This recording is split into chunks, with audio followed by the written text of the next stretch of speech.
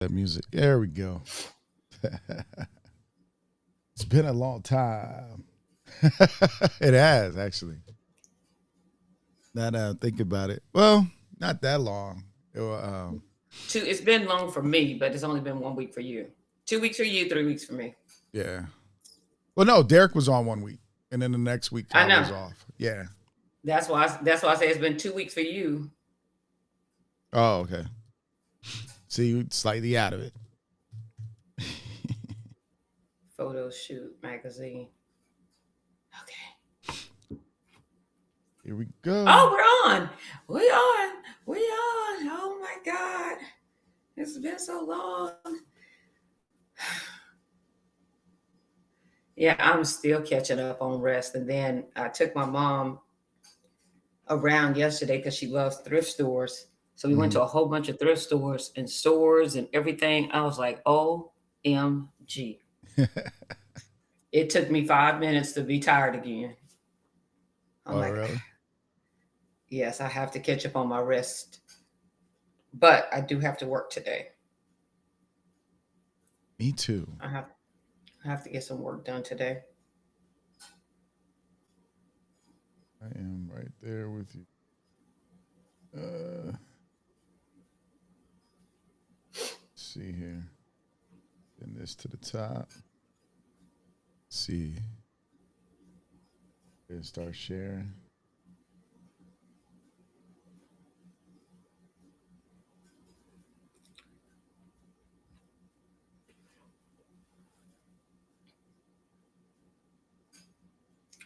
Oh, I watched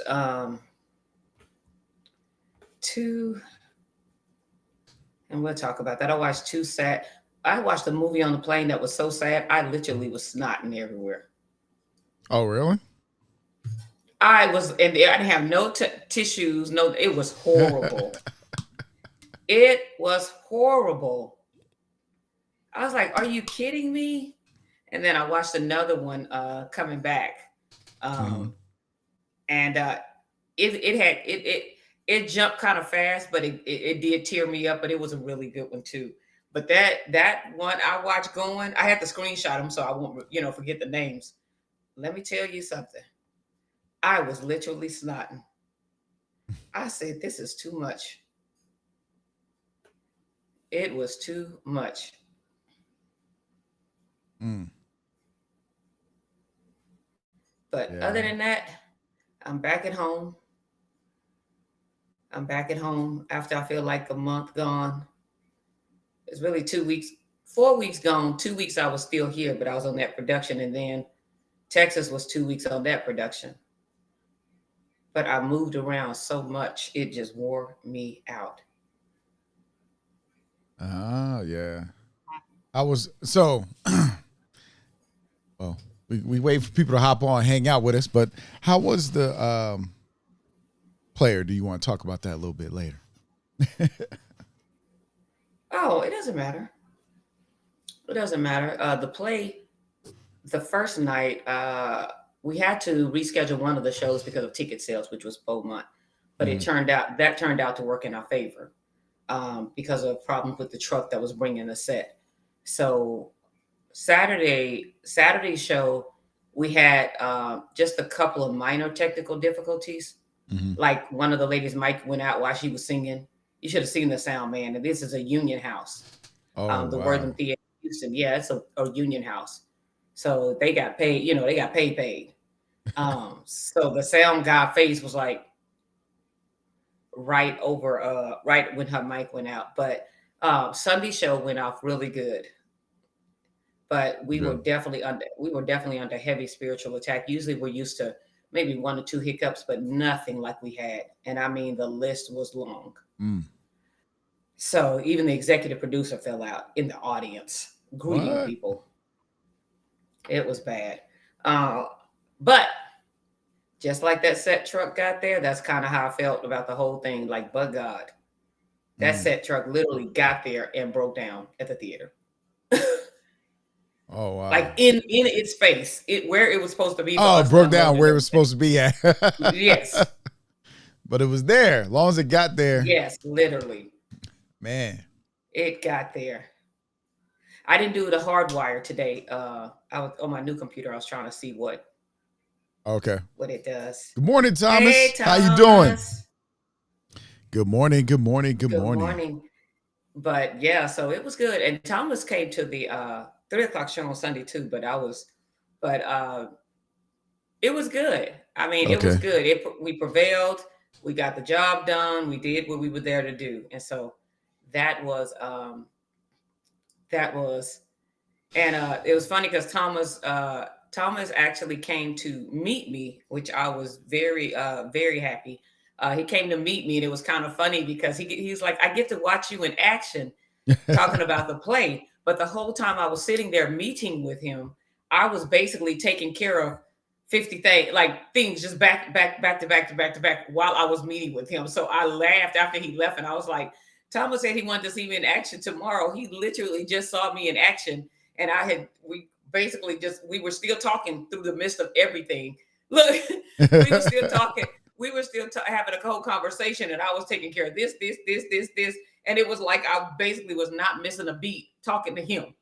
So it was pretty funny. I laughed after he left. I was like, oh my goodness. And then he gifted me with a book, one of his magazines, photo magazine, oh Lord, I left the name of it. Hold on. I left the name of it. Photo Shoot. That's what I thought. Okay. Photo Shoot magazine. And it's FOTO Shoot magazine. And then his book, a hard copy of his book, Surviving the Storm, the movie is based off of his feature. Okay. So that was pretty cool. I was like, Thomas, oh wow. Me. Yeah, I felt special. Yeah, he treated me to Starbucks and everything. He was awesome. Oh, that's awesome. So that was cool. Yeah. And then he was like, me and my wife bought tickets to come to the show tomorrow. I was like, really?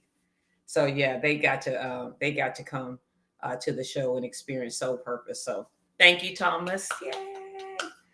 And your wife, who I haven't met yet, but I'm pretty sure she's lovely. Oh, that is beautiful. That's awesome. Yeah, so that was really good. So Houston was good. We didn't get to the turkey leg hut this time, but I did visit a couple other places.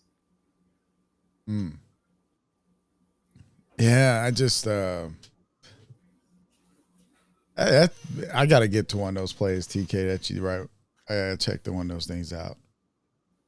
I'll tell you that. Yeah, my plays are written like, this play wasn't so much written like a movie because of the co-writer, executive producer, the creator. She's actually a little long-winded. Okay. And so it's not written as much like a movie, but those other plays I wrote for Greg Ellis, let me tell you, they written just like a movie. Hey, Darrell. Hey, Darrell. Good morning. How you doing? That's my cuz. The other plays are written like a movie because when he first asked me, I had helped Sharicia with the church plays, and I was like, Greg, I do not write plays. He was like, well, anyway, TK, this is what I want you to do. Am I freezing? No. You're not freezing. Not freezing? That I can tell. No. Okay. Because like I said, I'm just checking it since I didn't hardwire in. He was like, I was like, I don't write movies. He was like, TK, so this is what I want you to do, TK. And this is what it's going to be about. So I ended up writing them, and I wrote them just like movies, almost. You know, of course, the locations and the set and all that stuff, you trimmed down. Right. But the flow of it is really just like a feature film. But it worked. So you know what? Let's introduce the show first. Let's do that. Yeah, let's do that. Hey, good morning. Wonderful Saturday morning. Welcome to the Black Filmmakers Lounge, Saturday morning in the industry Shoptalk. I'm your host and my other host, TaMyra TK Henderson, and I'm Michael Melvin. And we're here to hang out with you guys. It's one of them days. We get acclimated. It's snowing in Maryland, so just to let people know, it's like the drab a little bit. Yesterday was nice and sunny and stuff. But thank you for joining us here at the Black Filmmakers Lounge. Black Filmmakers Lounge is about helping filmmakers learn about the industry, about best practices, education, information that will help you advance yourself in your career. And we usually bring people on to talk about it. And we're about networking, making those connections. So make sure you join the Black Filmmakers Lounge community. And also, a new thing is about to pop up, so go check us out over there on YouTube, because we are going to start putting some of our shows and other materials on YouTube. So there will be some things that are exclusive to YouTube and some things that are exclusive to Facebook, of course. But join us on both sides. And also, if you haven't joined our IG page at the Black Filmmakers Lounge, join that as well. We're making this happen. We're going to move forward. Today, we're going to talk about, well, getting caught up, because we've been gone for a minute. I had to celebrate my anniversary with my wonderful, beautiful, lovely wife last week. Yes. Hey, we getting there. TK was working on a play last week, or for 2 weeks. She's been gone working on a play in Dallas, Texas, right? I want to make sure I said it right. Dallas, Texas. Dallas and Houston. Between Dallas and Houston. Between Dallas and Houston. So today we're just going to get caught up, talk about what you're watching. Come on, hang out with us. And we love each and every one of you for always joining us. Ooh, Saturday morning. I had to liven up, because, it's one of them days. I woke up with a little throbbing headache. And it's just been one of the, I started having it last night. And I was like, okay, I'm going to take that home COVID test. Because, everybody taking off their masks. I'm like, they came in my room like, Melvin, never mind. Because my mask was still on. I'm like, I ain't taking it off for nothing. And since then, they're in China, they shut down a whole city because of a new strand of COVID. They also discovered a variant new strand that is both Delta and Omicron. So they call it the Deltacron. And it itself has 2 strands. So I'm not there to scare nobody, but I'm conscious of those things, just to let people know. Yeah, I'm still wearing my mask because I'm here in Atlanta. Basically, I have friends and stuff, that look out for me. Mm-hmm. But for the most part, I'm in the house by myself. So if I get, I don't know what you call it now. If I get a virus, right? If I get sick, like last time I had to isolate, and I was like, I don't have any seafood. Like, amen. I still had lights and shelter, but I was like, I don't have any seafood, and I couldn't go to the store. But hey, Tanya. Hey, Tanya. But I was just like, I'm still like, I'm good with my mask on around a lot of people. And this last 4 weeks, both productions I was on, the production here in Atlanta, mm-hmm. and then the production in Austin, and then I'm planes, I'm planes, I'm buses. I'm literally planes, buses, jumping in and out of people's cars, different cars, people transfer me over here to this person, then I'm riding with this person. And it was so much of that. I was like, I wore my mask basically the whole time. It was Derek. What's up, Derek? Yes. Hey, congratulations, by the way. Jaden. What happened with Derek? BT Plus. Okay, Derek. Michael Hill. You need to walk into a class with the Winter Soldier mask. Oh, thank you, JD. I definitely will. I was fine. I just didn't have any seafood. And I was like, I'm a seafood lover. But thank you, Mike. Yes, yeah. Hey, everybody came in at the same time. That's so funny.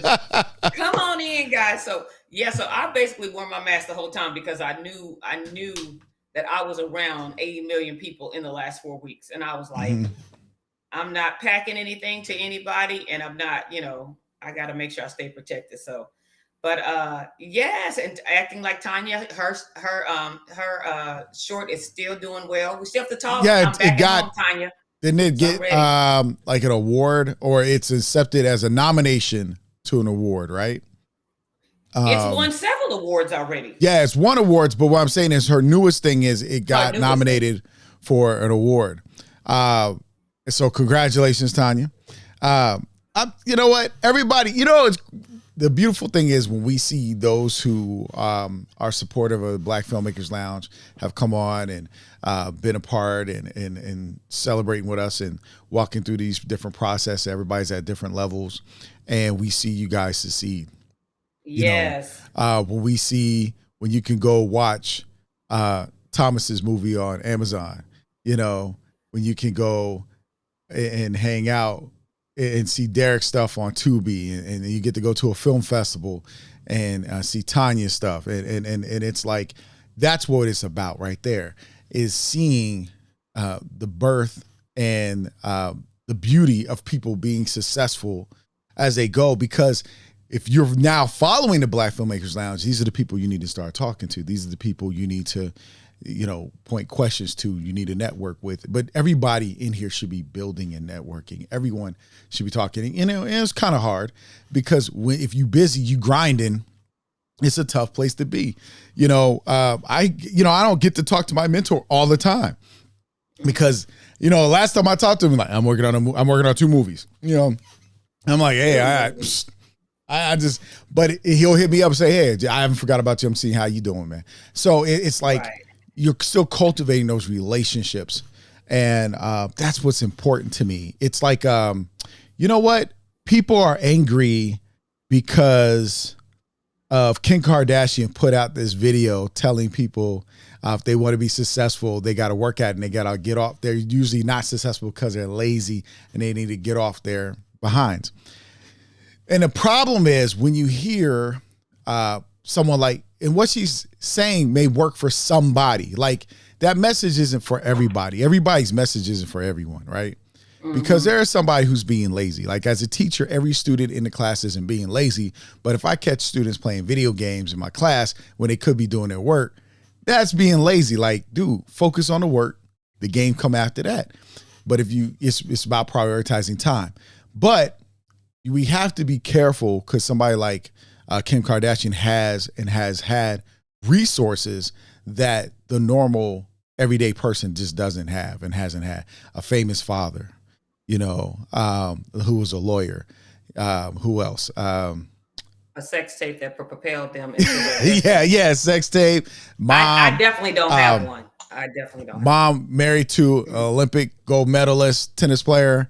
So you have advantages. And so when people give out messages of encouragement, they got to be careful and say, the truth is there. And then and here's the other thing. Non-people of color have to be very careful because people of color have been at a disadvantage since the beginning. So when you're giving advice, you got to think about this for a second. Well, if I'm talking to Black people, they've been redlined. They've been, they can't get loans. Like it was just came out that aren't getting loans now. It just came out that Wells Fargo was supposed to help the Black community and getting more homeowners, and they had a low rate of people getting loans in 2020 that were Black. Where everyone else is at 70%, there was at like 50 or 40%, something like that. It was a low percentage. And so of refinancing Black people. So again, we're constantly dealing with old policies that have been put in place. So when we see each other, for me, move, you got to celebrate that because it's not easy for us. Yeah, Derek said they denied them. Yeah. And so we have to keep that in mind. And other people, when you're trying to inspire us, you got to keep in mind what you have done to us so that we were kept down. But for us at the Black Filmmakers Lounge, when we see our people succeed and do something, we're going to celebrate you because we love to see it happen and we love to see you keep moving and rising. And what I will say about the Kim Kardashian thing, the one thing she said that probably made the best sense was work with people who are trying to work and grind, right? Work with people who are working and because what people don't tell you is you can't do this by yourself. I keep hearing people they don't say it all the time. They're like, hey, I'm independent. Independence is a farce. You can't do this alone. No. And if you try to, you'll run into a lot of problems. It's like we better off working together. I remember when I was a kid, they used to tell us like this, they can tack and chop off every finger. But like this, you're tough, you're connected, you're together. So I always remember that when I was a kid. It's easy to attack you and all that. Got each other's back. So I love to see you guys rise. And I said all that long to say, I love to see my people rising and doing their thing. That's all I'm saying. And just a shout out to JD Hanley. She is actually she has a lot of great writing contracts right now. So she is a full-time writer as well, and she is doing well. So with the contracts rolling in, so shout out to you, JD, and Jaden Tolliver. Didn't he get on a show? Y'all know I love Jaden. Jaden, I got to meet with Jaden and his wife when I was in Dallas. So they came and we took me to lunch. So we all went to lunch and had great conversation. And Jaden, not this past week, but last week, was on Law and Order Organized Crime. Yes. So yes, and so he has some other great stuff coming up, and Jaden is an amazing crew member. And then I saw him on a table read, and I was like, oh my God, Jaden can act. And lo and behold, Jaden was pursuing acting. He can actually act as well. So if you guys need an amazing crew member, or if you need a great actor, Jaden Tolliver, check him out, look him up. He's doing great things right now. So I'm really excited about him and everyone. And just a side note, Black women today make 62 cents to the white man's dollar. Look it up on the Economic Development Report. But anyway, so JD, you probably seen Jaden last week, and I have to go back and watch it because now I'm just getting back home and getting settled. I thought about it yesterday. I was like, I have to go back and watch the Law and Order. I literally stopped watching Law and Order when my daughter went to Hollywood, and I dropped off in the middle of Hollywood at 18 and said goodbye. I haven't read one murder mystery. I haven't watched Law and Order. Anything dealing with violent crime, especially against women and stuff like that, I can't watch because I like that. I like that. It said Will Smith on the People's Party podcast. We were a crew of dreamers.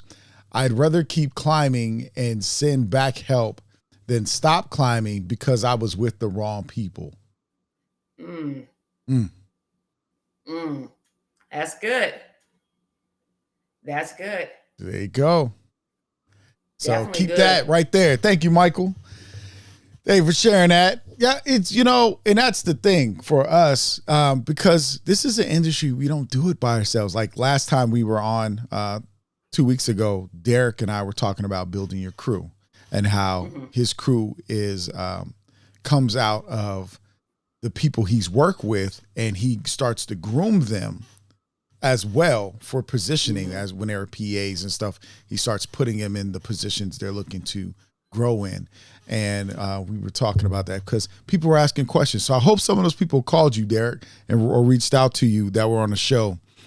I didn't get a chance to follow up with you, see if any of them contacted you, but I hope they did.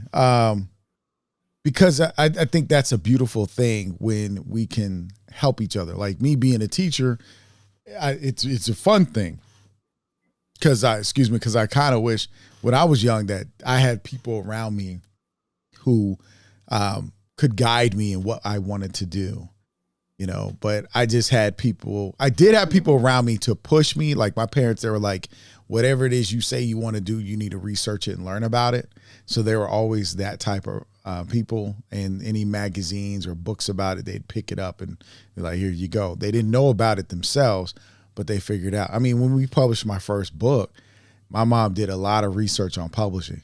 Like, so it's like, I had pretty good parents. And I remember somebody at work said, you had great parents that a lot of us didn't grow up with.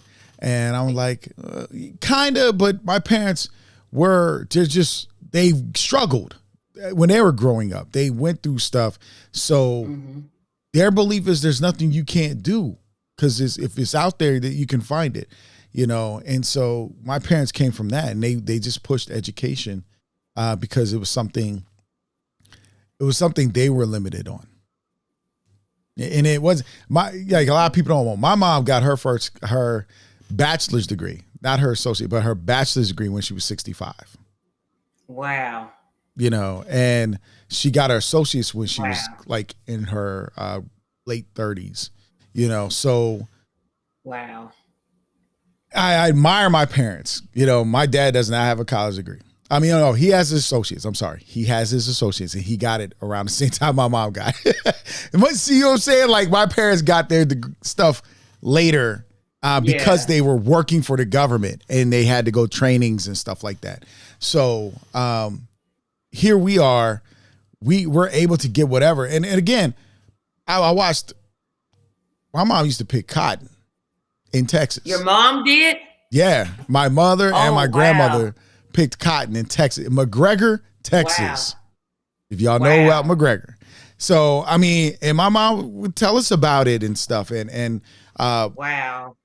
you know, so that knowledge, I will tell you this, people, I've said this to young people, but if you today, you got cameras on your phones. If you got your elders around you, yo, put your camera on a tripod, get a little microphone or something, and go record a conversation with them. Film it for your family history, because they have so much wisdom and experience to share with us. And we have to understand, I tell young people, my mom said one thing to me, it made the most sense probably when I hit my 20s. There's nothing new under the sun. And that's from the Bible, right? But there's nothing new under the sun. Nothing new. And she would say it because we'd be like, you don't know what it's like, Mom. Times have changed. She's like, there ain't nothing new under the sun. And so that right there, but as filmmakers, that our history, those are our stories. We are powerful. We tell our family stories. You know what I mean? Like that's record. That's historical stuff. Those are movies right there from sitting down with your elder family. I'm telling you. Oh, wow, Michael. Lordy. Oof. Like I said, former architect here, read an article in the 90s that said it would take Black architects 7 years longer to reach the same level as the white peers. Dude, yes. I remember it hasn't changed. That's the thing. We had to always be 10 times better than our counterparts. I always remember that. You know what I mean? And thank you, Michael, for sharing that. So and then Brandon just jumped on too with his and I was able to catch back up last night because I'm always so because I was traveling, I hadn't got to join his podcast on the Indie Escape Network. So keep that in mind as well. Brandon has the podcast on the Indie Escape Network, and I don't want to mess up the name, but I will shout it out at the end again. Because it is Industry Outlaws United. It's IOU, Industry Outlaws, Outlaws United on the Indie Escape. Oh, I froze? No, I was about to say it because you said I gotta tell you later, and I was about to say what it was, and then like I was as soon as I was about to say it, you said it. Because I pulled it up because I don't want to say it wrong. I know it's on the Indie Escape Network on YouTube, the YouTube channel. But yeah, he had a great guest on last night. What was her name? Sandra Santiago. She played on Miami Vice and Beat Street and Sopranos, The Guiding Light. So yeah, he interviewed her last night. So every Friday night at 10 o'clock. So yes, please, Brandon, drop the link. Yeah, absolutely. There you go. So put that link right here in the comments, man. He's always conducting great interviews. So yeah. So anyway, at 10:30 already. Okay. What you watching? What am I watching or what you watching? You want to start with, go ahead, TK. You can start with what you watching. Mine is easy. What? Because I've been so busy. I've watched two things. And they were both on the plane. I watched this movie called Blue Bayou. I was snotting on the plane. It was with no tissue. It was horrible. Blue Bayou is a movie about a Korean man who was adopted when he was little. And he went through foster home. He went through the foster system and ended up with a horrible family. And then he's just trying to, make it through life. And he ends up getting arrested and they are trying to deport him. But he's been in America since he's 3. Let me tell you guys something.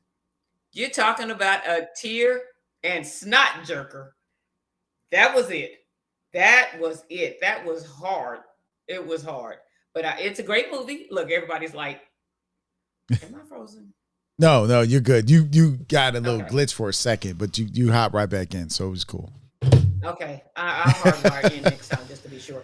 But so that was it was really good, guys. It was really good. And then at the end, they showed all these different men, or these different families that men from these families, because they have families and stuff.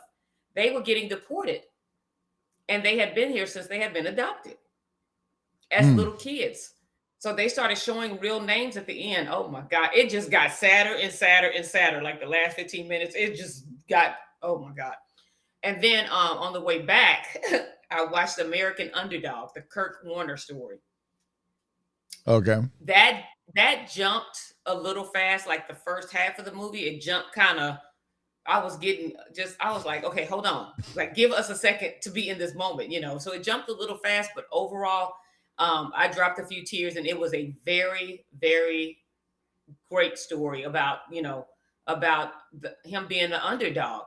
And I mean, it was, you guys, I would definitely recommend both of those movies, especially American Underdog, because, especially with us being in the industry and us trying to get to certain levels, it was pure motivation. It was very good. And that's what I watched. Mine is simple. Yours is never simple. You always have like 30 shows. I've watched. Actually, I didn't get to watch that much, and then you named 30 shows. But go ahead. No, like we went to the because remember we were celebrating last weekend our anniversary weekend, so we went to the African American Museum. Yes. Right. And then we stayed at the MGM, so we kind of just spent time together and okay. Gambled a little money, in a casino. But we watched Bel Air and Power. I think that's the most. Now that I'm thinking about, like, other than watching HGTV, and there's a show. I mean, my wife, because I come home, she's already watching HGTV. I mean, you turn the TV on, it's on HGTV, right? So, I've been tired, so I fell asleep. I came home, I went to sleep Tuesday because that's when I went my first day back to work. No, yeah. Went to fell asleep on the couch Tuesday. It was my first day back to work. Wednesday, kind of chilled out. See, I can't remember watching anything Wednesday. And then Thursday we went out to eat with some friends, and Wednesday I talked to Jacoby on the phone. I was like, that's what it was. I talked to Jacoby for a while. And then Thursday went out to eat, came back, watched Bel Air, and got some news on the phone. And then yesterday I came home and I watched Django. It was on TV. I fell asleep on the couch, and when I woke up, Django was on. So I ended up watching that, and then I was working on our YouTube channel. So I literally have not watched. I'm just shocked. I'm shocked. So Thomas said earlier that he didn't like the direction Bel Air was going, that it was getting a little dark. I like the direction because it's Bel Air. It's not Fresh Prince of Bel Air. So they're making a distinct difference where this is much more dramatic. And I like certain aspects about it. The last episode, I think it's two ways, so it's hard to take because I think they focus on two things in one moment, which I think the other thing is going to get lost, right? And when you see it, you'll be like, oh, okay, I see what's about to get lost because of something else. It's, I don't know, you have this chance of hitting a powerful moment, especially with Carlton. So I don't know. I don't think it's bad or anything. I think it's its own thing. I think for me, it's different than, like, okay, remember the show Boomerang? They had a show for Boomerang. it was nothing like Boomerang. It didn't feel that way, but it was called Boomerang. And so when you name something after a movie or something previously, you have expectations. But I think that's why the show was called Bel-Air. It's not called Fresh Prince of Bel-Air. It's called Bel-Air. It's because it's a distinct difference between the two. And so you were one of the ones that actually was you thought you were gonna have a hard time. Yeah, but I like the direction that we're going, but it just, the comedy, all that stuff, there's still funny moments, but it's supposed to be a more serious take on the situation. So I like that. Mm-hmm. You know what I mean? I like that. Oh, Brandon say love the video I posted of us dancing to Morris Day. Yeah. That's actually, the Time is one of my favorite groups. I was like, look at Michael dancing. I was shouting the whole time. I was like, Michael is dancing. Michael is dancing. I was shouting the whole time. Just to talk what JD said earlier about the show that I'm involved. Oh, I will post that. That is slated on HBO. One of the producers said it would have already been in production if it was an all-white show. And it's crazy because a lot of people are like, oh, no. It's true. We had a movie that we pitched to one of the studios, and they were like, well, we could see this being an all-white cast. And my client was like, nope. And he was like, no, thank you. And he bailed. And it was one of the major studios. And he was like, he bailed straight up out of there. He was like, I don't think so. So yes. But Michael said new season of Upload on Amazon. What's Upload? You probably told us before, and I probably looked it up. Well, I have to check it out. Thomas said it seems to highlight the negative imagery of blacks. Here's the thing, and we have to be honest. I think there's good and there's bad to all of us. I mean, we're dual. If you don't have a duality to your characters, and you have a character that's just all good, it's impossible. Because we have human beings, we make mistakes, and even with good intentions, we make bad choices. And so I think that we have to understand duality. If you think about it, let's just take somebody like Tupac, for instance. He had Keep Your Head Up, and he had I Get Around. Or you wonder why they call you B. And there's a duality to him, because one moment he's doing thug life, but the next moment he's educating you on the Panther Party and information, because we as people, we have a duality. There's moments, some of us might, get on the wrong side and they might cuss you out, or there's other moments. So I think I don't see it as negative. I think it's like saying black on black crime. Like I hate that term. If you've ever heard me speak, I don't believe in black on black crime. Crime is always of proximity. Because we don't go around saying white on white crime when 83% of white people are killed by white people. So we don't go white on white crime in America. You don't see that. What you do see is black on black crime, because they're highlighting us and trying to paint a negative picture, as opposed to we're human beings just like everyone else. Everything is about proximity and where people live. We always highlight what we do in the community, because at the same time they're trying to propel you, they're also trying to keep you down. So which creates that problem. And so we have to understand that people have a duality to them in their characteristics. And so again, it's like if you ever watch Luther with Idris Elba, he's very intelligent, but he makes mistakes, and his intelligence helps him figure it out later as he realizes he's making these mistakes. And so, but it's great writing. And I think we have to think about it kind of like that duality.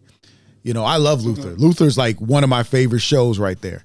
But I like Bel-Air. I think that because we do see some positivity in Bel-Air, but we got to remember that, let's just be real, we like drama. If we didn't like drama so much the way it is, reality shows wouldn't be doing as well as they do. And my wife and her girlfriends sit on the phone talking about some of these reality shows. I'm like, oh Lord, I'm going upstairs because I can't do it. And she'd be like, sit down here. You gonna watch TV with me. And then she goes telling me about the people on the show and stuff. Because there's a show with nephew Tommy where they're like dating and stuff. And it's been in DC and Potomac. Potomac is this season. DC was last season. I knew some of the people on the DC one. And so it's kind of interesting. But we like it. We love to see drama. Because honestly, I tell people are voyeurs. They like to look into someone else's life. And so that's where Tyler Perry gets his stuff from. That's where a lot of people, we like looking, and it has to be close to a little bit of reality. But because I don't want to give, for people who haven't watched Bel Air yet and plan to, I don't want to give too much stuff. But it still dresses like police brutality and making bad choices, having an ego, which is what our youth are dealing with. Their egos, their pride. They got to be the king of something. They got to be better. It's like, if you actually really watch the show and listen to some of the sayings, even what his mom tells him, that your crown is waiting for you. You just got to go get it, because you're a king. And so we got to think about it like that, and so I get it. People weren't looking for something as dramatic. I don't want to say dark, because I don't feel Bel Air is dark. I feel like it hits a realism. Prime example. I don't know if anybody's seen it. We've watched Euphoria. We still got to watch season 2, but Euphoria is an insight to kids, to teenagers in high school. A lot of people don't like the show right now because they feel like it's glorifying it. But if you're a teacher like me, you're like, that stuff happens. That's how they behave. That's the stuff. This is what we keep trying to tell parents. Talk to your kids. Spend time with your kids. Listen to your children. I was just thinking about this morning. It's so crazy. I was just thinking about this morning I wanted to question my people who I know that are parents and ask them, do you still ask your kids what you're working on in school? And sit down with them and go over their assignments that they have in their different classes. And do you know their teachers' names? Without looking it up. Like, have you spoken to your kids enough to ask them their name, that know their names? Are you just resting on, well, if I don't understand it, your kids say, I don't understand. Well, wait till you get to go ask the teacher. Do you say that? Or are you doing what my dad used to do? He used to sit down with me and work on my assignment with me. Right? The coolest project I ever did in middle school, 6th grade, I was born in Germany, if anybody knows anything about me. I did a project on different countries, and the country I chose was Germany because we had all the coins and all the stuff. And my dad and I sat down and created the whole diorama, poster, all that, talking about Germany. We put the coins on there and covered it up so people wouldn't steal them, but they still end up stealing the coins and stuff, bring it through the plastic cover. But my parents were always prone to sit down, and if I had to write a paper, my mom was like, I'm going to read it. Give me a paper. My parents were the type of people, like I said, their education was to a certain level for a certain period of time. And so they still kept learning. My parents, to me, are very intelligent. I've never not seen them read books. All my life as a kid growing up, my parents always had some book they read. My dad was always wearing like Grisham, Clancy, anything in Western military, like fiction and nonfiction. We had a black library in our house. We had to read Roots. Wow. And so we met Alex Haley. I have his autograph. I stayed in Alex Haley dormitory at Bowie State University. And that was how I got in there. They're like, what? I met the man. Like, my parents made a way for us to be exposed to people and things that they didn't have themselves growing up. Mm-hmm. And so my mom, I mean, there's this thought process. So I look at parents and I ask, are you sitting down with your kid? And if you find they're interested in something, are you encouraging it? And are you going to learn about it yourself so you get something you can share with your child?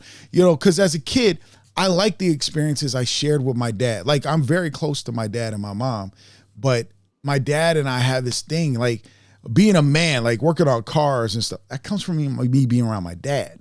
And so if you have those stories, that's what I'm saying. Like, as filmmakers, we got some power. And so to watch Bel Air and see Will's interaction with Uncle Phil, because he doesn't have a dad, and to see how Carlton responds to it, that's real to people. Like, it's not negative to me. It's like my best friend said, he was the only child mostly growing up. He envied or was inspired about me and my siblings. There's 5 of us. And he would love just watching us argue.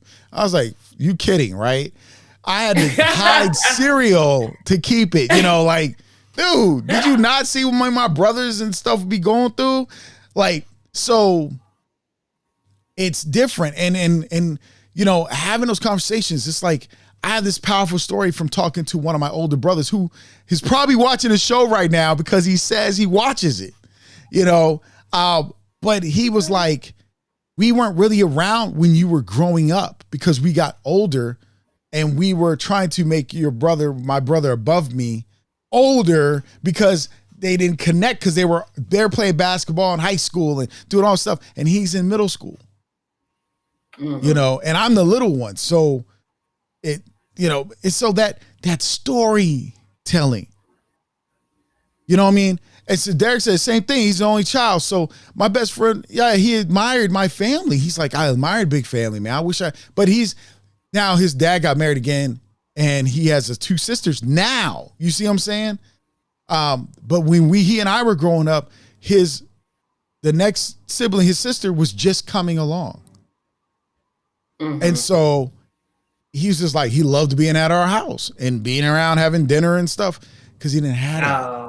You know what I mean? And so we got to remember something like Bel Air to me is influential to somebody, but we also got to remember there's a good side to it and there's a bad side to it. And that's what makes storytelling great, because it's the bad that drives the story sometimes. Like, how do you work this out? It's like, I guess it's the pink elephant in the room. Let's just think about this as writers and filmmakers. It's the pink elephant in the room that people have avoided that's going to keep building and building and building until it explodes. And when it explodes, that's where all the drama comes at. That's where anger comes at.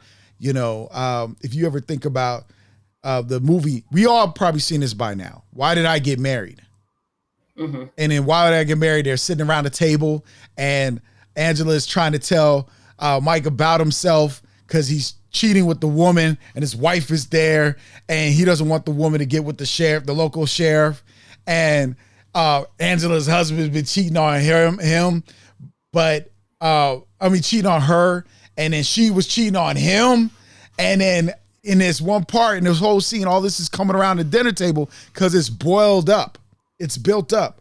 And it wasn't the climax. That's the crazy part. It was not the climax to the whole thing. It was the plot twist. And it was to let everybody know, which split people apart in that instance, which had to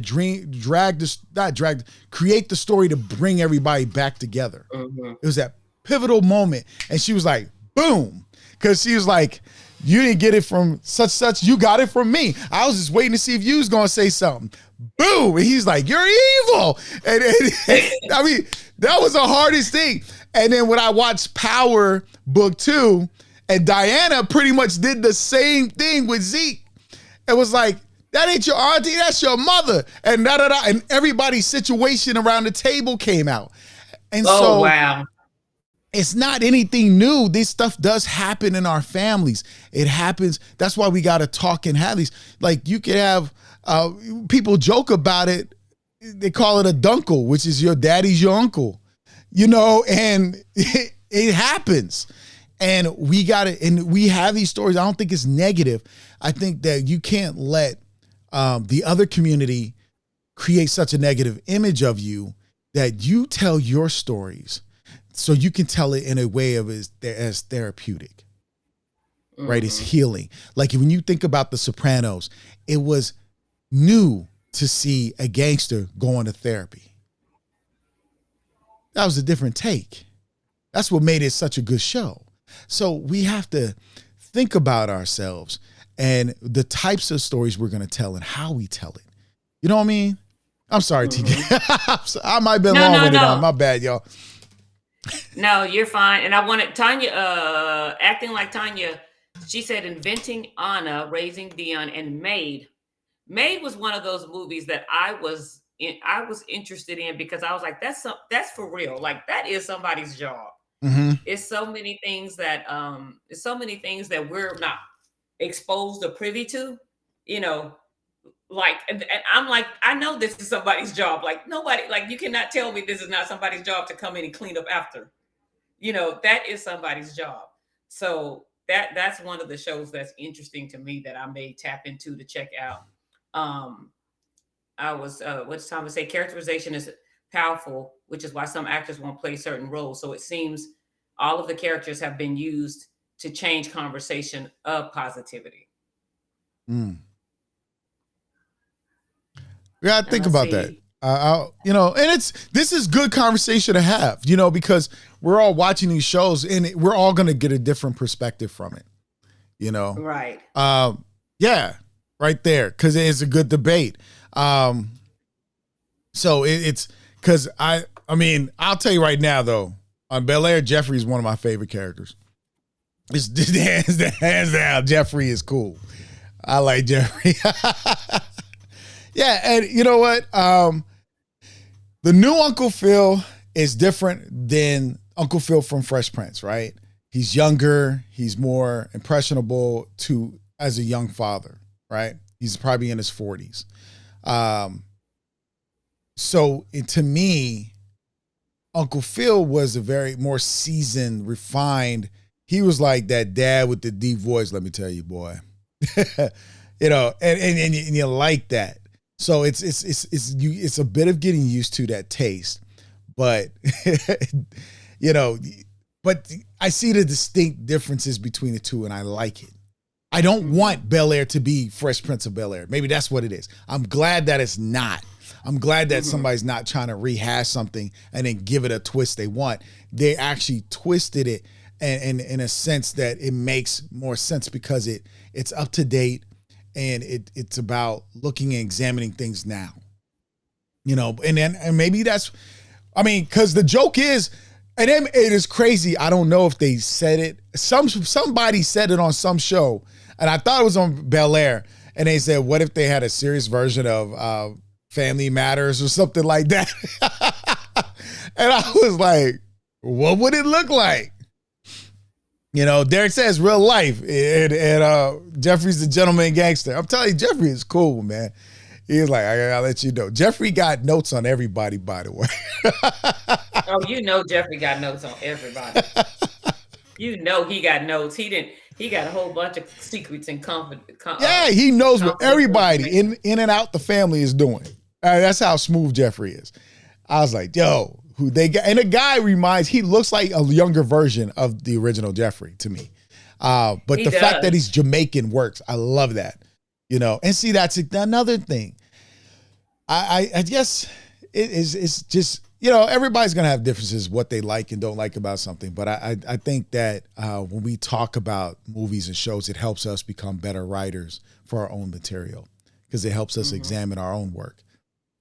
Because by talking right now about this, I'm sitting here thinking like, yo,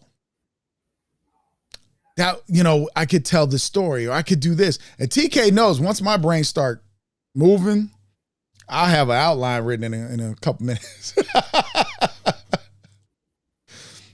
And Tiffany loves it. I know that's right, Tiffany. Yeah, if my wife goes, nah, I think you should do something different. You know.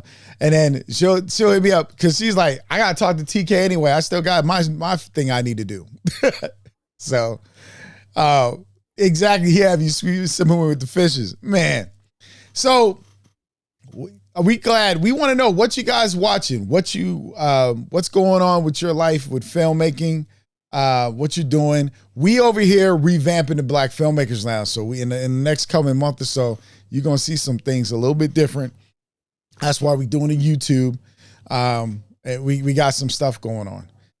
And we got people we're trying to bring on because we're thinking about everything, not just movies, but television, because I don't know. I'm an independent person. I love intellectual property, and I love to see us. Wheel of Time. Wheel of Time. Isn't that on Amazon or Hulu? I'm trying to remember which one that is. Yeah, I'm gonna have to look it up. I think it's. I want to say that's on Amazon, but it feels like a Hulu. Is it Amazon? Hold on. Amazon. Yep. Amazon. Thank you, Michael. Wheel of Time. Ooh, I just got sleep. Oh, Wheel of Time. I did watch something. What? I watched it because I woke up in the middle of the night. I watched it. It was the cartoon for the boys. It's a series of cartoons on Amazon that they got for the boys. So it's like an animated version, and it's like little short stories. And the coolest one was Nubia and Nubia, and they had a little daughter and stuff. That's probably one of my favorite ones out the series of them. You can watch them on Amazon right now. They're little cartoons, but they were, if you're into stuff like The Boys, which is like superhero stuff, and that's dark superhero stuff. But if you've seen Invincible and things like that, if you're into that, then you'll enjoy that, watching that. Oh, Darrell said Winning Time. Oh, that looks good. That's something I would like. The Rise of the Lakers Dynasty. I cannot read it. And then he said, Boxing Day, and unfortunately that Ryan Coogler video. Okay, so I did want to talk about that. In the filmmaking world, I wonder, my questions are, because if you don't know the situation, Ryan Coogler went into a Bank of America to take out money out of his bank account. And he wanted to be discreet because he's Ryan Coogler, first of all, and people get robbed coming out the bank. He was in Atlanta. You did that in Houston, that happens. Sometimes the teller call and tell their friends, because that happened in Houston, and told their friends, and they went and robbed the guy. And so he wanted to be discreet, not mention how much he was withdrawing. He gave his ID, his bank card, he put it in, and it was a black teller. Here's the other thing that gets me, because this is now our psyche being impacted. She called the cops. They come. The cop almost was about to, he actually unholstered it. He didn't pull it up. Took his gun out. Either his gun or his taser. I thought it was his gun. But then he put cuffs on him. Ryan Coogler responded. He just walked when he did. He was like, what's really going on here? He's trying to take out a large amount of money out of his bank account. Because right now he's working on Black Panther, Wakanda Forever. And so they take him to the car. They get him. It was his gun. That's what I thought too. Okay. They take him to the car, and they end up putting him in the back of the police car, which should have never happened. There's like Glock 9, to the T. I know. Derek is like, I know, that's what I'm saying. Yes, JD, she was black, a black pregnant. Yeah. I heard she was pregnant, black pregnant woman. My problem, yes, he's wearing a mask, but my problem is, if you black and you don't know Ryan Coogler, who had a $1.3+ billion film that got us all to the movie theaters, I don't know. Like, something's wrong with that picture. But to me, when we call the cops on people coming to, because he said he wanted to be discreet. He wasn't robbing passing a note. I want this to be. He gave his ID and debit card. ID and debit card. Come on, man. What bank robber gonna give you their ID and debit card and ask you to be discreet? Right? And you should know you don't know who Ryan Coogler is? Come on, man. So she obviously didn't see Black Panther. Daddy said he had it done to him. That is crazy. She didn't look at it. She probably did. She didn't look at it. All she did was read the note. But let me tell you, in Atlanta, I have a friend of mine. He is always talking about his millionaire clients, millionaire women he's dated. There are millionaires throughout this city like none other. Yeah, a lot of black So millionaires in Atlanta. So for somebody to come in and take out money, a large amount of money from a bank, there's so many millionaires here. Like that's not even, New. so that's interesting to me. But she did look at the ID because she said he was out of state. She knew he wasn't from there because he's from the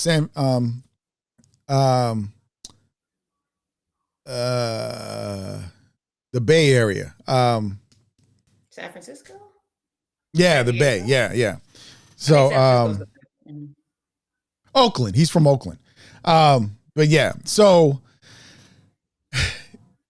she saw a California license. She probably thought whatever. But you should know, you're in Atlanta where everybody's making movies. You're kidding me, right? And so that to me, I do kind of start blaming our people for, this is why I push awareness, man. Like we should be so aware of our surroundings and the people in our community. And you don't have to be a celebrity chaser or nothing, but be familiar because these things should not be happening to us from us. Because what if something actually had happened to him his life was put in danger to me, but so what if that cop had actually shot him? Because first of all, he didn't have a reason to pull his gun out ever. Because there was no real argument or nothing. He was complying. He wasn't giving them a hard time. But anybody entering a bank, talking to a teller, and you're not going to just sit there. She was like, oh, she's stalling. Yeah, and now it's like, go to the bank manager if you want to get those amounts. Do white people have to do that? See, don't require us to do things that others don't. That's where equality and fairness come in. That's how I feel.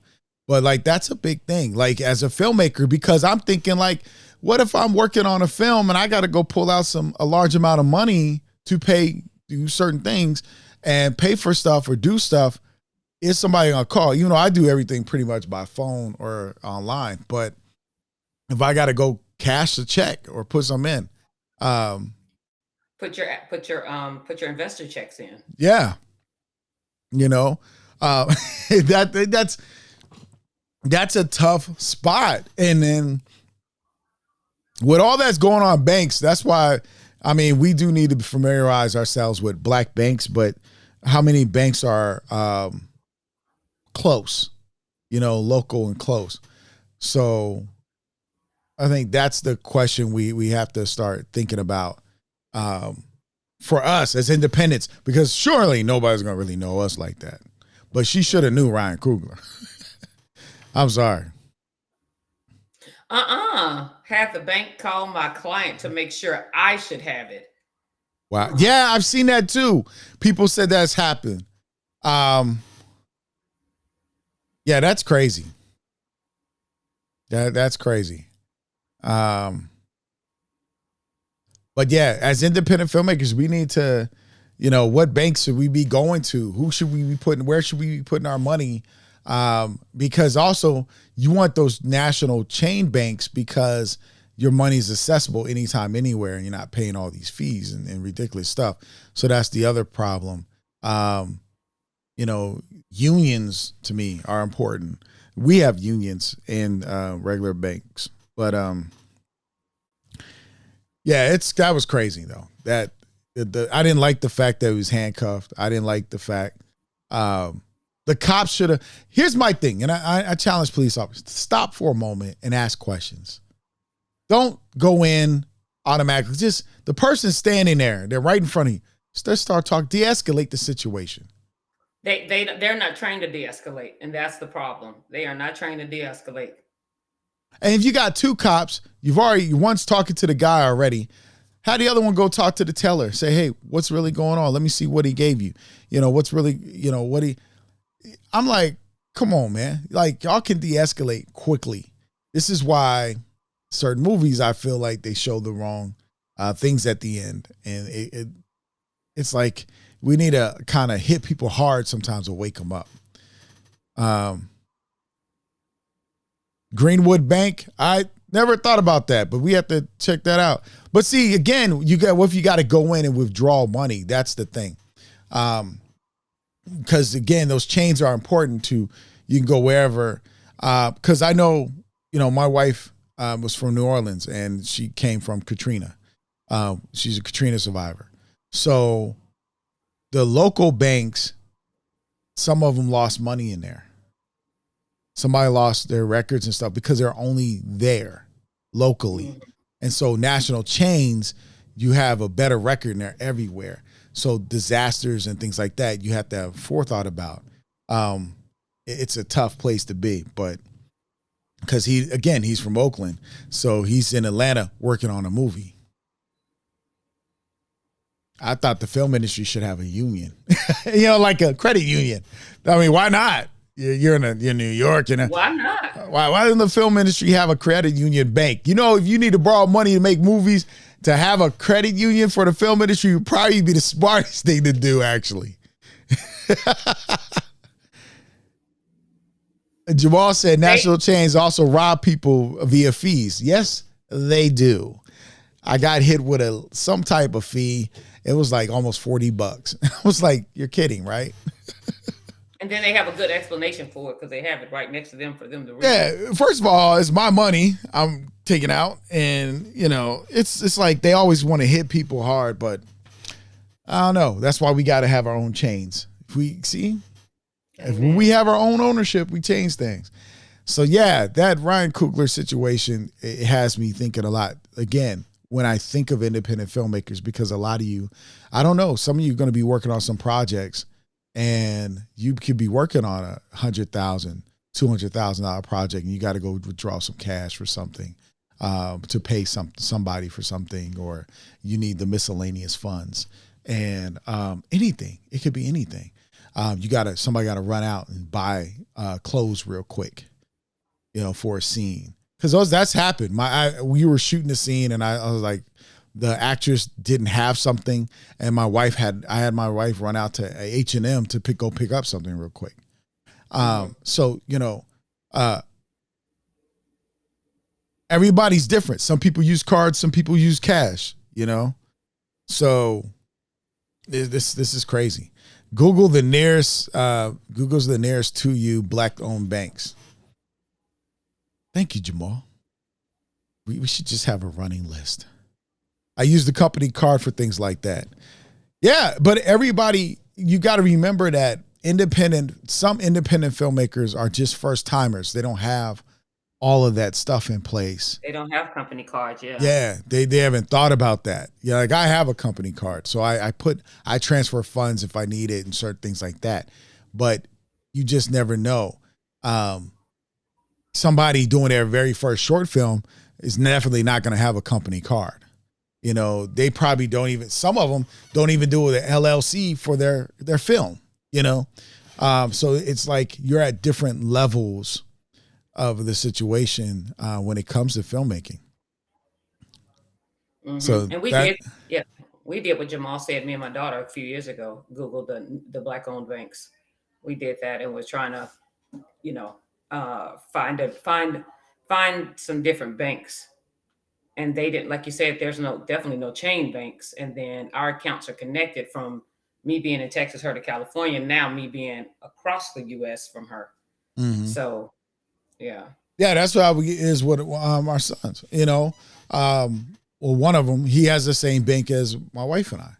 And so, we can, now she'll go look at his account and be like, what you doing with this money? And I'm like, baby. But, you do that so that it's easy to help each other, because right. I have PayPal for my business. I have other stuff for my business, but you may not use that for certain things, Right. You want to, sometimes it's hard because as independents, when we first start off, we have a issue of commingling funds. People do that. I've seen that. So you have funds and you start using your business account for personal things, and you should keep it business. Oh yeah. But because you have to be that's the thing. I was actually thinking we should have a financial literacy conversation on the Black Filmmakers Lounge, because in order to make films, you got to understand finances. Why not? Yeah, I love that. and so Having, people talking about forming LLCs. I know in Maryland, it costs about $300 to start your LLC. And every year you pay $300 for taxes, to maintain that. Mm-hmm. And then you file your taxes on the equipment, things you got. So we definitely need to have those conversations, because like I said, the Black Filmmakers Lounge there are people at various levels. Mm-hmm. Some people don't have a company that handles their payroll. Right. They don't even know how to go get one. I never had to worry about payroll yet, because I didn't have a big enough production of people to do such a payroll. So I handled payroll, and I did everybody under a different contract, and they did W-2s and stuff. But with certain types of productions, you only have to, if it's under $600 or under. Now the new law is, if it's $600 over, you have to report it. So before it wasn't that, and now it is. Well, I actually Googled that, and they actually said, I Googled that because I'm really tedious about writing down every dollar I make and reporting it to the IRS. And they used to say that if it's not under 600, and I heard that from a reliable source. And then I went and Googled it like last month, and they were like, that's not true. Anything you make needs to be reported to the IRS. Yes, so it is. It's supposed to, but yeah. But what I'm saying is, okay. Yeah, because Derek said he outsourced his payroll because that's how SAG wants it. So you want to work with SAG actors, you gotta have somebody handling your payroll. So again, you gotta. And this is the conversation we definitely need to be having. Yes, absolutely. Because handling money is a show all by itself. Because we have to definitely talk about how to handle money, because everybody handles it differently because of the knowledge they have or the lack of knowledge they have. So we need to be discussing that, because if you're just starting out for the first time doing a film, and you write, checks, you're doing this, because you're also supposed to withhold taxes, Social Security. There's just different things you're to pay into that you got to know of. Insurance. I know with SAG, you got to do the health insurance and all the other stuff in retirement, right? Man, this is this right here. See, this is the good stuff. This is the conversation we need to be having. The stuff that brings up. But I think it's funny how that comes out of the situation. Ironic with Ryan Coogler and the bank. Because we need to know, what banks do we need to go to as filmmakers? Where do we need to be putting our money? Are we investing in IRAs? What are we taking any little bit of money and putting it towards, so we can have retirement checks or 401k plans? Do we know what those are? 403bs. I was telling TK, because I didn't know TK had insurance one time, remember? And I said, I had an insurance that when I was working for myself, I went through the NASE, which is the National Association of Self-Employed. And that's my insurance. I had them for such a long time doing my insurance. I was paying out $150 a month for insurance. And I had the best insurance. I mean, I went to got glasses. I paid like a third or less for my glasses. I'm talking about with everything, scratch resistant, all that stuff. And then when I got my wisdom teeth pulled, it cost me $5. And they were like, every time somebody saw, you got the good insurance. And I was like, the good insurance, really? And I'm thinking the jobs I've had gave me good insurance. And they're like, nah, just $5 and he's going to pull out all 4 of your wisdom teeth. Wow. Like, yo. So, and then you got to remember, the older you get, the higher insurance starts getting too. So when you get locked in, you want to get locked in earlier and have all that stuff. And then, do we have wills or trusts? Are we having these conversations? Because again, you're making movies. Do you have it written down? Like if something happened to you, you have royalty checks coming and stuff, who's it going to go to? What prime example, Prince, no will. No, nothing. And it's impacting other people right now. It's been impacting because it all stays in litigation until they can figure it all out. And right then that money's being spent by somebody else trying to figure things out. So there's no executor over your will. So we gotta be having these conversations. You know, Darrell said, make that a conversation for next Saturday and add distribution and contact deals as well.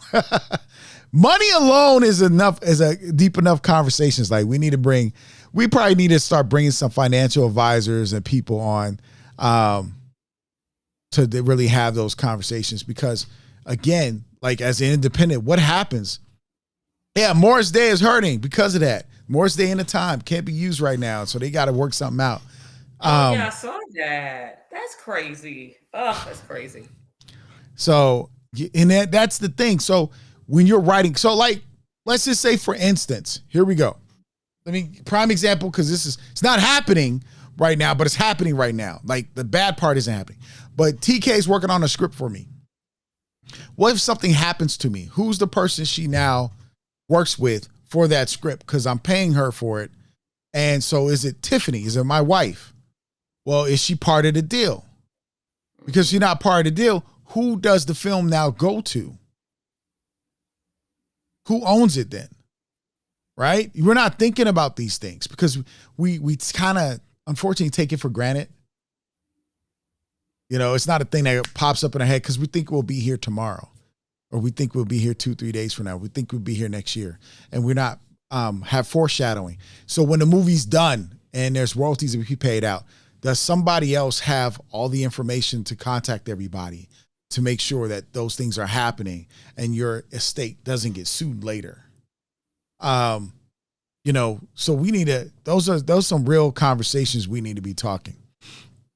Can we talk about the links between Black creator owned comics and movies and TV? So what do you mean by that, Michael? Because, we as independents, we have this power. Like there's independent comic book creators. We talked about this time before on the show. There's independent creators of comic books and superhero stuff and other material that we as filmmakers could be connecting with each other and helping each other, like producing somebody's comic book into a movie or a cartoon or things like that. You know, that access we have. You know, not all of us are like a Kevin Hart and have millions of dollars at our disposal, but we have relationships at our disposal, good relationships. Hopefully, that's where that networking comes into play, right? And sometimes it's not a lot of money; it's just a little bit of money that can make a difference. Coming to Prestige TV soon. Which ones, Michael? Yeah, which ones? I'm curious. Yeah, help us with the conversation because you know this information. You know it, brother. You know it is. Come on. So we gotta because we want to bring people to talk about television. Because can you produce a TV show? What's the process? What does it look like? Because many of us, on most cases, have done a web series, which isn't too far from a TV show, but it's not a TV show. It's like the process is a lot different. Right. Are there independent TV shows? I remember the first time I thought about it, somebody doing an independent TV show was actually Tyler Perry when he did the House of Pain, because he paid for the time slots to run the show for that whole week, which was smart because his viewers were from there. So he did his advertising, all this stuff. So he invested in his show. And House of Pain started garnering a large audience, and to where it brokered him a deal with TNT or TNT and TBS, I think it is. Yes. And so you just got to think about that and all the other little side channels that are in certain cities. So again, and that built his career, that built his studio aspect of more and more shows coming out from Tyler Perry Studios. I wanted Naomi to be, but Ava got that. But I'm eyeing a few. Okay. Like Bitterroot and Raising Dion. So Raising Dion is on Netflix. I watched Raising Dion. I like the show. Okay, so first season of Raising Dion, the kid kind of annoyed me, but I had to remember he's 5, right? But he was doing all this. Why don't you listen to your mother? Maybe that's the adult teacher, parent, and me. Why aren't you listening, boy? And forgetting that this is a little kid who has powers and stuff. So sometimes, and that's the thing about watching a show or a movie. We got to take ourselves out of it and see the character for who they are. Because a little kid's not going to respond the same way as a grown adult is, or a teenager or whatever, because they're in all about being a superhero and all these other things. So they're going to do some really dumb stuff because they're little. It's like there's this cute video that I just watched with this little kid named Dylan, and Dylan has all the refrigerator is mad open. All these Cheetos is on the floor, and Dylan is hiding in the cupboard with a bowl of Cheetos. And the Cheeto guard, they're like, Dylan, what you doing? Dylan opens the door to the cupboard, looks at dad, and closes the door back and goes back to doing what he's doing. Kids are different, An adult ain't gonna have Cheetos all strewn out on the floor just to make one bowl, So I have to be considerate. Yeah. I have to be considerate of that. And that's where we got to be for our storytelling. And so when as a viewer, we got to be like, man, because I remember talking to somebody and they were telling me this show they were watching, the character kept getting on their nerves. But we got to remember that character thinks like that because that's who they are. They're not That's you. somebody. Yeah, that's somebody. So, I don't know. That's just storytelling for us. But, okay, so turning independent-owned comics into movies and shows. I don't know. It's like what's out there. Because I know Black Sands is on the rise. There's some other ones on the rise. I know that Milestone is doing their thing. Of course, they're always under Warner Brothers and DC. Because I know Static is supposed to be coming. And some other shows. Was it Icon, Static, another one or two. And I know Marvel's going to start dipping into their people of color, as they already been doing with Shang-Chi and Miles and Miss Marvel, and they have another one coming. So they just put out stuff. So what are we doing on the independent side? Like I get it. Like Naomi's DC. Naomi's under DC. Even though it's independent, it's under DC. It comes under Warner Brothers. So that's why Ava's doing it on the CW. To be very honest, I watched 4 episodes of Naomi. I couldn't stay into it. It's very hard for me to stay into it. It was just something about it just didn't keep me. And that's a hard place because I love superhero stuff. But I don't know.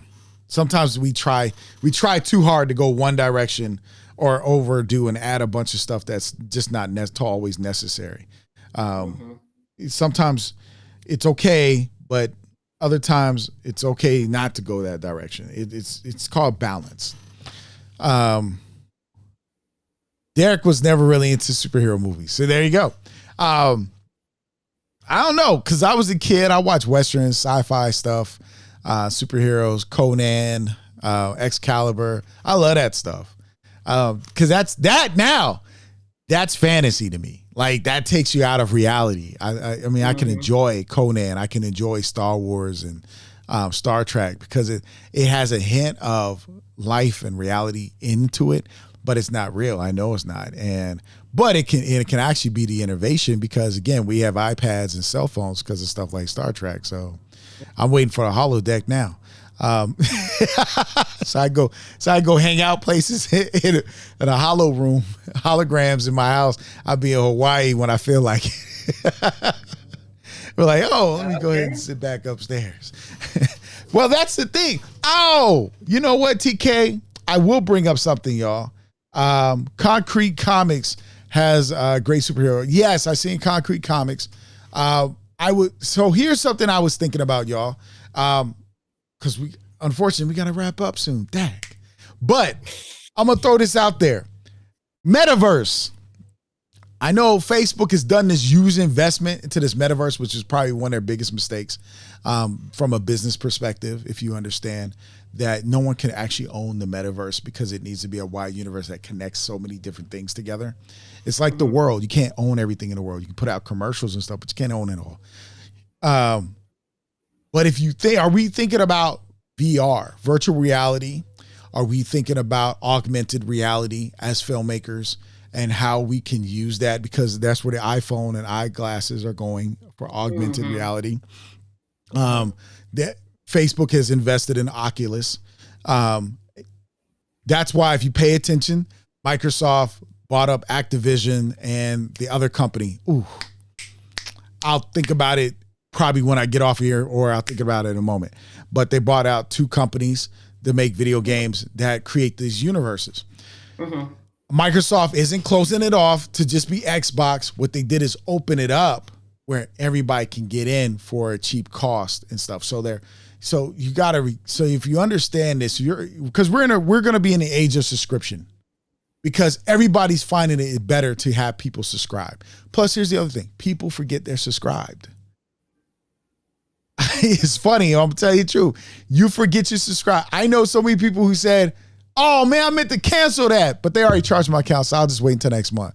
And I'll be like, "Wait, what? You want to wait till next? Man, cancel that now." And you put it on your calendar. And you put it on your calendar, so you won't forget to cancel it on the day it needs to be canceled before next month.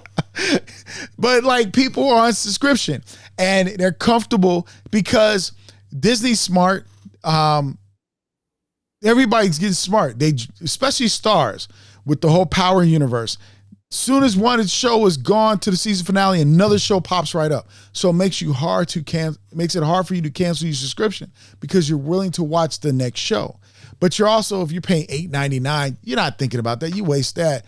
You waste more than that at a McDonald's or Chick-fil-A or whatever. So once a month is not going to hurt you, but they add up, you know. Like, I don't really pay for my Disney Plus in a sense because I have it through my phone company. I don't pay for Peacock because it comes through the cable company because that's how we have internet. So it's so many different facets to it.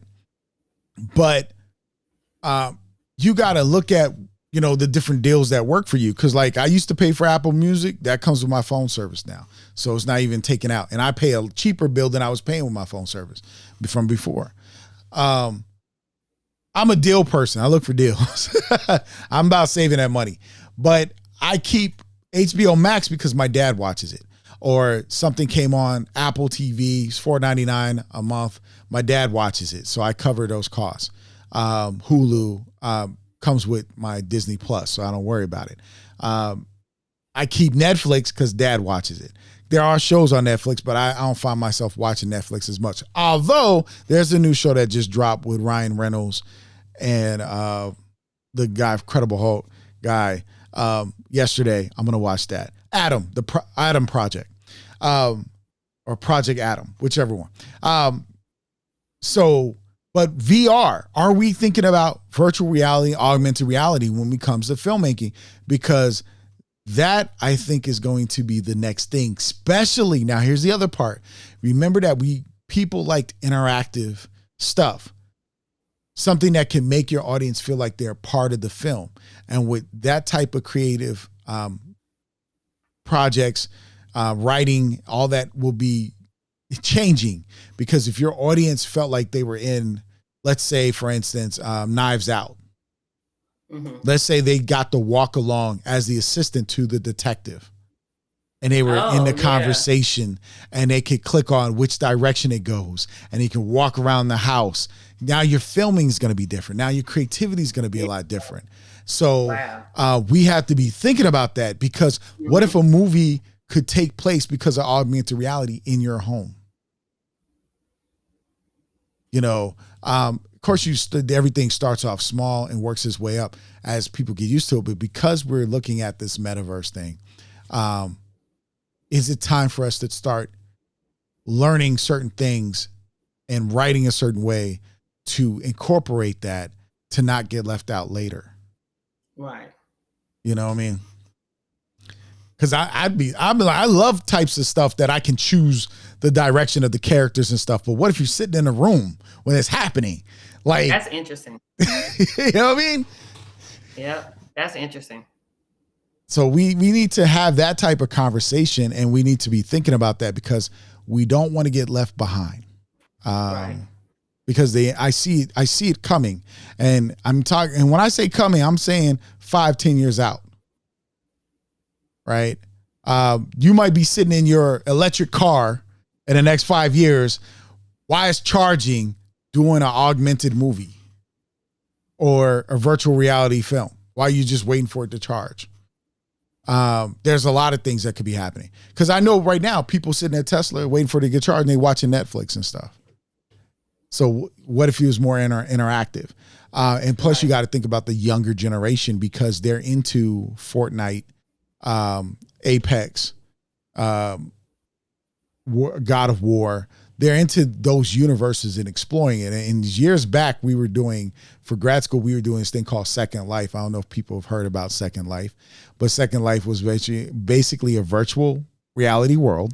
You created your own avatar and you can go anywhere. And I mean anywhere. Like we went to other countries and visit Disneyland and Disney World and the Dresden in Germany. And actual museum and walked through it and it looked like the museum. And that was like that was back in 2009, 2010 for me. Oh, wow. You get what I'm saying? Like people they were spending money, actual money in Second Life. So when you think of Bitcoins and all that stuff, like, come on, the IRS is getting people on Bitcoins. They're asking that question. Did you get Bitcoins? Do you have Bitcoin? When they start asking those types of questions, that's where you got to start. And so when we do talk about money, we need to be talking about that. Because even the company I get equipment from said I can use Bitcoins to buy equipment and stuff.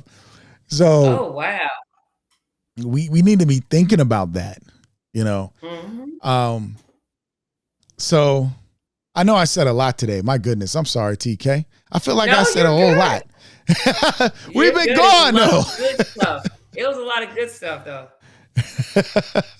So think about that VR and augmented reality, and think about we'll TK and I are going to talk about financial literacy and see who we can bring up on to really get you guys talking about that, because that is a real conversation, especially money.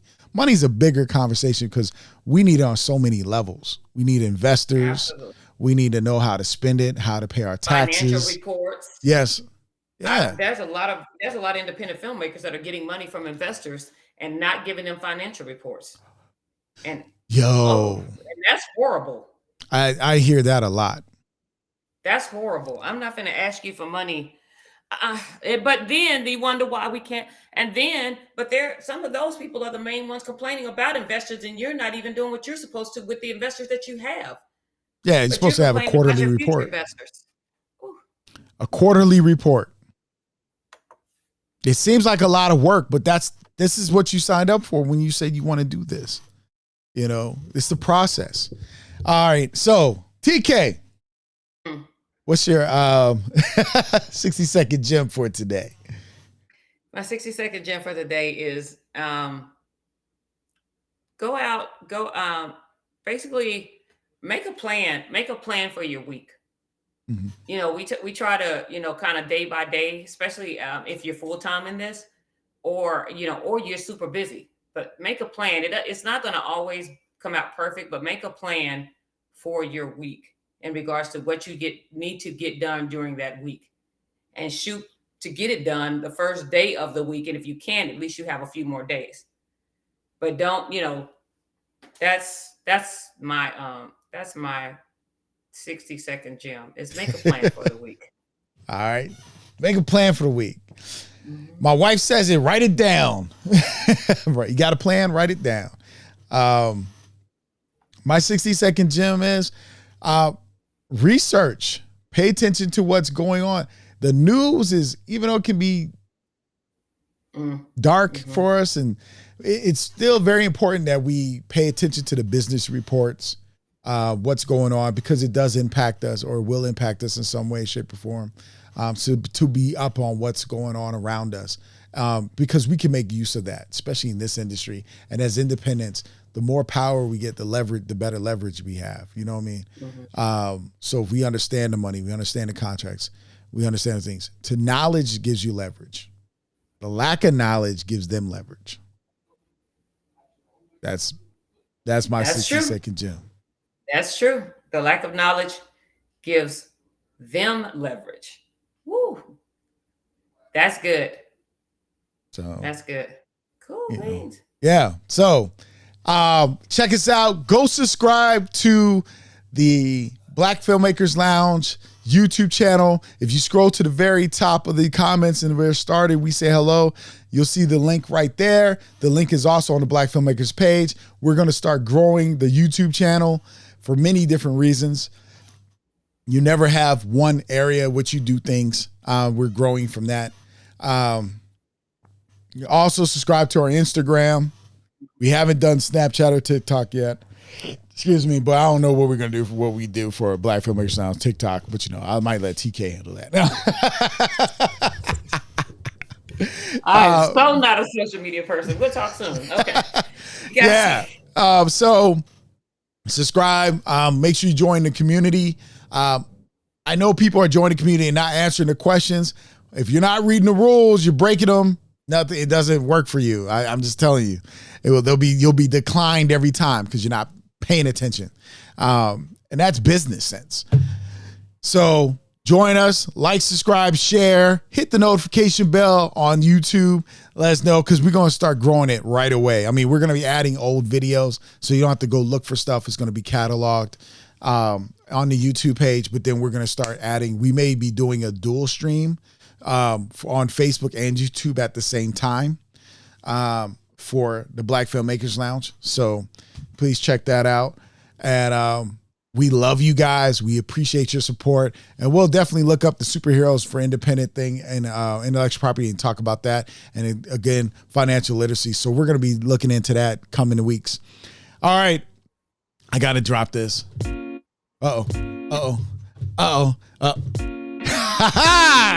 Thank you for joining us for the Black Filmmakers Lounge. I'm your host, Michael Melvin, with my other host, TaMyra TK Henderson. And we appreciate you guys for joining us.